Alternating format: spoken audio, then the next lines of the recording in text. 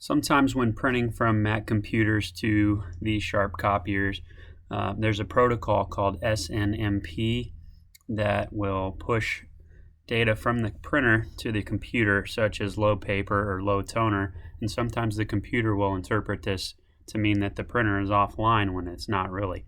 So we can turn that off, and what you'll do, touch the settings button on your home screen, then touch network settings.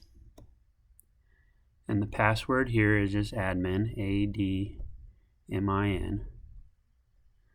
Touch OK.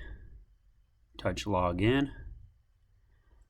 And then touch protocol settings on the left menu. I'm sorry, services settings.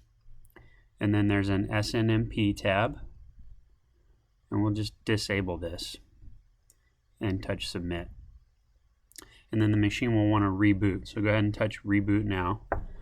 And when the machine comes back online, it shouldn't be pushing those notifications to the computer anymore, and it should be able to print.